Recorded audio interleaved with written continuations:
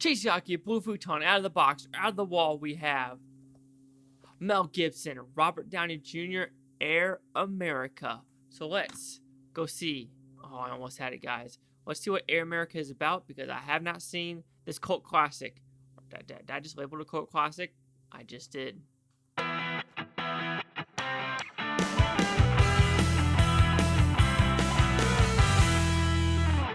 So is Air America a cult classic? Of course it isn't, silly gooses. I just said that because, but what is Air America about? This happened in 1969, I want to say, the end of the Vietnam War, and they're in Laos, actually. In Laos, they're not supposed to be there. It's basically a bunch of American pilots delivering food, heroin, goats to other people around that southern Asia.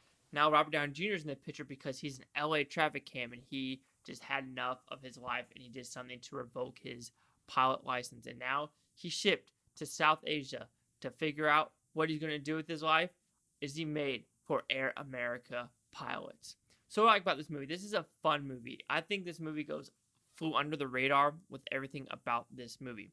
The acting is great. The action is actually top notch. Not a lot of CGI. The movie looks gorgeous with the cinematography and actual location. They were actually filming this in Thailand, and you could completely tell that this was not a sound stage movie. This was out in the open, going to the native parts of Thailand and filming these people that do not know what a movie is. Kind of like Mel Gibson did with Apocalyptica. I don't remember if I said that right at all. But anyway, do I even own that movie? I thought I did, but I don't see it. Anyway, it's a different subject, but this movie, I think, gets a bad rap. I know people saying, oh, it's a kind of a boring movie and everything like that, but I think it's actually a fun, interesting movie with great action set pieces, good acting, comical stuff. It is a story that you kind of falter on because, of course, it's the backstory of the Lao general is funneling heroin, and the heroin's going to the U.S. troops in Vietnam. And Robert Downey Jr. is like, fuck that, that's messed up. We're basically fighting two wars, even though we are not here. We are still kind of at fault by making this situation even worse. And then Mel Gibson has a side hustle. He does have a family there, but he's trying to get rid of all these Russian guns, make a lot of money, and then retire out of the game and just have money in the back end and just relax at retirement. So there are some interesting backstories, as well as the humanitarian aide who she rarely gets screen time. So she's kind of just a background character, and you're like, huh, interesting. And also, it's a lot of the pilots. There are a lot of pilots in this movie, but very, very few actually get to tell their story of what they are. Like, they'll be there for a couple minutes, and they'll go away. So you kind of wish there was a little bit of backstory there.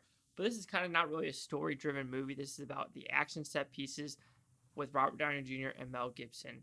And I had a fun time with this movie just because I was not expecting the realism, the great-looking cinematography of the movie, and the actual stunts. The stunts in this movie with the planes were top-notch, really, really cool, and I enjoyed the action for what it was. Period. Dot.